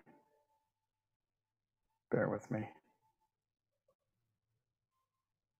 Does that work? Yep. Okay, great. Just a lot of it's the same. You got some schools, your grade level, which district you're in, et cetera, et cetera. This might be, some of these might be new. How important is you attend a DOE middle school? How important is District 2? There's some additional questions on foreign language. There's some additional, one addition in particular that wasn't made a distinction last time: screened academic admissions by school, as well as advanced courses within a school. And then, if you believe an advanced course for a school should be eligible for all, require mastery of prerequisites. Some additional questions regarding regents. A lot of these other questions are the same, possibly in a different location. Please don't let that worry you. And bear with me. On the next page, I would also point out that we added. I don't think you can go to the next page without filling them out. Apologies. There's an additional section at the bottom as well. What additional options might you be considering if the public DOE system does not work for you? Anyway, I just wanted to point that out. Also before, well, actually, I'm going to switch back to Lisa because I have one additional point to make before we close, and I'll put that in a closing statement. Lisa, go ahead. Can you unshare your screen for Lisa? Yes, I will unshare my screen, and I think you're unmuted, Lisa. Hi, good evening. Thank you everyone who spoke. I think it was good to hear different sides.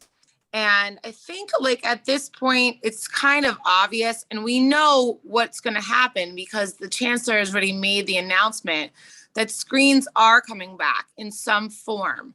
So what I want to say really concerns like what that will look like, because from my point of view and what I can tell, you know, there's a lot of very qualified District 2 students that are going to get 4s on their report cards.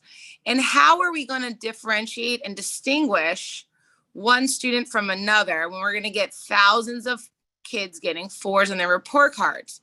I don't think report cards are enough. I think there's got to be some kind of more objective and metric that goes across schools, because as an educator, I know I strive to do my best to give fair and well-rounded grades to all students. But, you know, different schools have different cultures, different teachers grade things a little differently. So we have to have metrics that are judging or comparing like with like. And that's what state tests do. Although they're not perfect, they're still across all schools. I-Ready assessment, other assessments that are given internally within schools. Are schools going to be allowed to set their own metrics, give their own objective assessments, or do interviews? These are the things that I would like to know because I want transparency in the process. Because if we're just going to go by report card grades and there are thousands and thousands of applicants that all get 4s, then we're essentially just back at a lottery. So I'd like to get more clarity on exactly what metrics are going to be used, and I'd like to push for standardized assessments that are across schools, that are more objective, and possibly let schools create their own identifying objective assessments and interviews. Can we hear anything from the superintendent on that?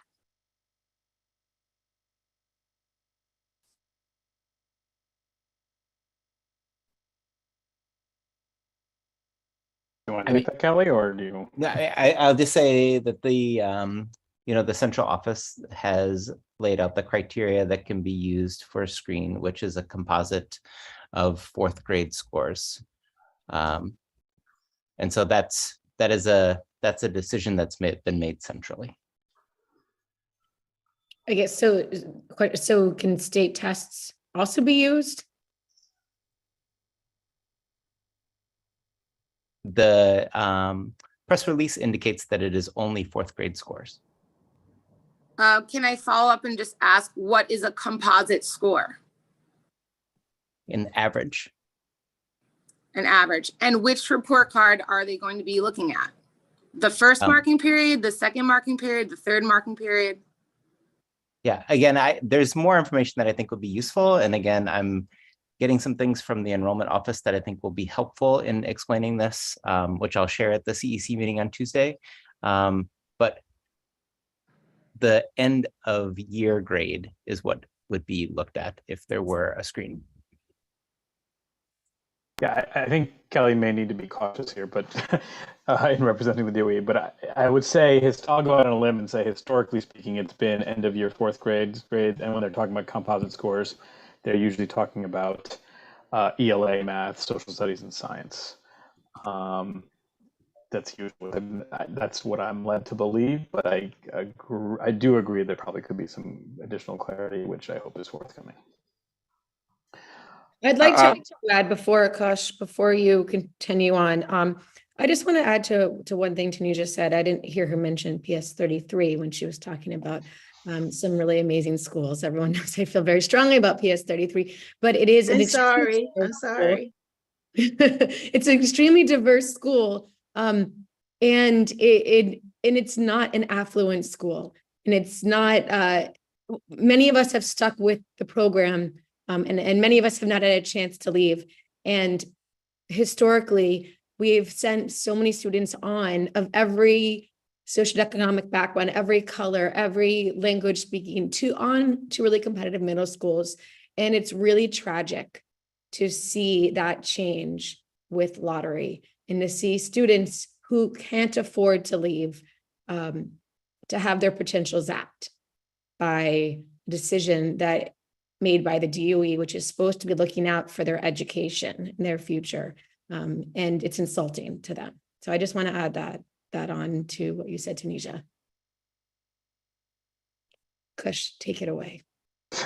So I think what Tanisha was trying to highlight, also, by the way, I don't think she was trying to exclude PS33, but I think she was trying to highlight that a lot of the schools that she mentioned happen to be in or near Chinatown and had a very, very high Asian population. And I kind of agree. If she wasn't willing to say it, I'll extend further on that. And I've been kind of neutral during some of this, but I think we're running out of time to be neutral because I think Kelly has to inform some decisions by the 19th. I dislike the dialogue that portrays anyone who's interested in GNT as privileged, particularly in describing Asian families. I've said this before in a previous CEC meeting, and that is, my parents showed up here, my dad showed up here in the United States in 1970 with $300 in his pocket and a one-way ticket, and without his wife, because if he didn't make it here, he had no good options. My mom, his wife at the time, came 3-4 months later with another $150 in her pocket and another one-way ticket and a near zero bank account for my dad at the time. If that makes them, and me by extension, privileged after one generation, I'll leave that hanging. It's upsetting to a whole swath, certainly Asians, and certainly other immigrants who may or may not be white or Asian. And I'm tired of that dialogue and the rhetoric. I will also add, I'm going to try to share my screen again, that a lot of proponents of lottery have always pointed to the fact that it increases diversity. And I'd like to point out a couple of things. one of the last resolutions that we passed, I pointed out an MIT study, which showed, and I'll post the link in the chat again, that the D15 middle school pilot program was not a success. And in fact, the D15 middle school lottery pre-COVID had negative effects on enrollment. One of the advisors of the study was one of the designers of the matching algorithm used by the DOE, and the other won a Nobel Prize in 2021. The study concludes with, I found that the New York City admissions process reforms entailed an increase in white and high-income student exit from the traditional public school system, which partially offset the effects on segregation. Interestingly, this white flight appears to be driven by an increase in exposure to lower achieving peers rather than to racial minorities. Sorry, please bear with me. In addition to that, I mean, I would also add, this study, the D15 pilot program, was also preconceived on the notion that an increase in diversity would also lead to an increase in academic scores, performance, grades, what have you. That has never been proven from either the D15 or from any of the districts in the COVID years. Furthermore, we've actually heard on more than one occasion in our meetings and outside that the lottery system actually, not only did it not increase academic performance, it actually decreased diversity in several schools. The PS 126 principal came here and actually said that he noticed a decrease in diversity because they are close on the outskirts of Chinatown. It was removing the screens ended up in a large increase in the Asian population. I've heard before on more than one occasion that at Lab Middle School, by removing the screens, that there would be an increase in diversity. In fact, there was a decrease in Asian students, but an increase in white students. There's been other many examples. A lot of the neighborhood schools are more likely to reflect the neighborhood they're in. I did hear in the one several comments from other parents that, well, what would we do to advocate against this? I wouldn't. I think part of a lot of New York diversity is achieved from the fact that there is, when you walk from one neighborhood to another, you encounter different ethnic groups. Some of them exist for historical reasons. Some of them aren't great, but some of them persist today because families choose to continue living there and keep that community, such as it is, whether it's diverse or whether it's concentrated in the ethnic groups that have lived there historically. To me, that is an unsolvable problem, and it's not one we want to solve.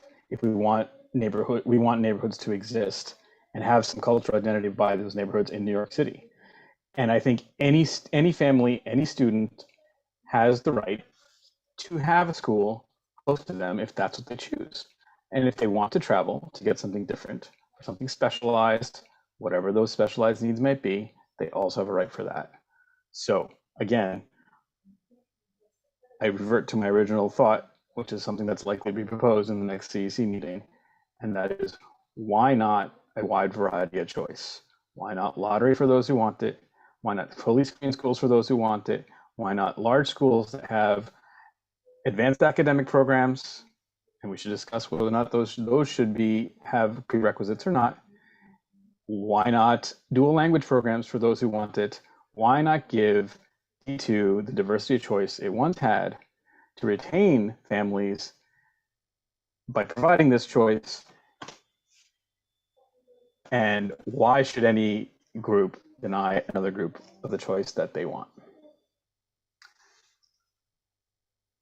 I'm happy to hear any further comments from any parents who want to go after me. I don't want to steal the show, but I did want to go towards the end without influencing previous comments. Thank you.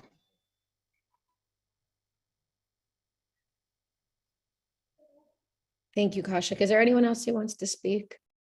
I think it's 10:02 and somehow Catherine Wilson. Okay, Catherine Wilson, we'll let you unmute yourself and then. But before she goes, I'm going to put please do fill out a survey, which we posted several times and we're posting one more time. Please do post it before we go and we will make sure it is more widely available. So Catherine. Hi, thank you for giving me a chance to speak. I didn't know if it was enough time, but I'm a mom of a 4th grader and I'm a mom of a 7th grader. The 7th grader went to the lottery system, and I love that I was able to join this meeting because I love the idea of giving the parents a choice. For one thing that is going to work for some is not going to work for others. What I realized with my 7th grader is that pretty much everybody that got their choice in the lottery that was not looking for a screen school, they were looking for the school that was near their house. That's what they wanted. And there was no diversity. Everybody that is in the school, they're all the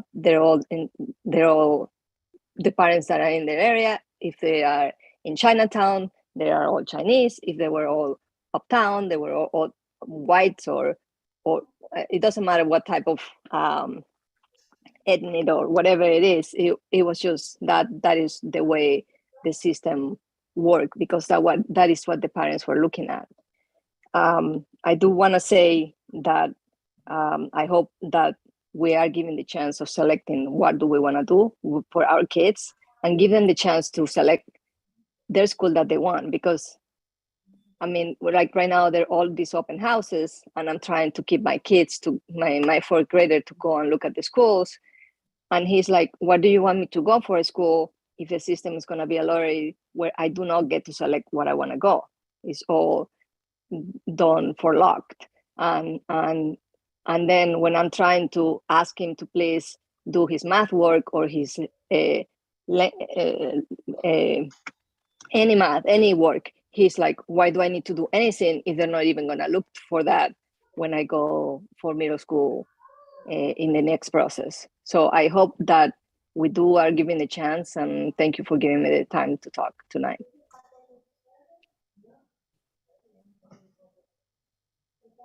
Thank you so much, Catherine. I'm glad you decided to raise your hand and you stayed on to speak.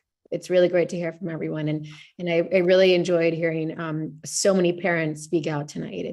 It's refreshing. And I hope you will all come to our meeting, our CEC meeting on Tuesday, and participate. This is why we're here. We want to hear from you. So with that, if no one else wants to speak, I'm going to say thank you so much for joining us tonight. Please feel free to share that survey. Even if you did not attend tonight, you're welcome to share the survey with any friends, family members who might want to fill it out, who have thoughts. And we do appreciate all the differences that everyone has in terms of what they want and need for their children. Thank you. I'd like to reiterate that, please. We will share the survey in a public document. We will also be available during our next CEC meeting, which is this coming Tuesday at 6:30. And oh crap, there was one thing I want to ask. If there's a show of hands, I don't know how much time there is. Does ever a during the day meeting work? Because I think there is a CEC meeting almost every day next week from various committee groups. But Kelly has to make a decision and a suggestion to enrollment by the 19th, unless that gets extended. So if there is an opportunity for another meeting, would anyone or no friends that would be interested in a during the day meeting? I'm suggesting around 12 o'clock towards the end of the week. Any show of hands out of curiosity? Say thanks, Cushion Robin. Appreciate it. Have a good night. All right. We'll take the hands back and let them know. All right. Go to Thank you bed. all. Thank you so much for coming. Nadia, do you unmute you while you're, I think you're waving goodbye, but. Thank you all again. No, I was just raising my hand. Same. She would come during at 12 o'clock. Okay, thanks for raising your hand. All right, Nadia will come. Yeah. Good night, everyone. Thank you so much. Thanks for speaking out.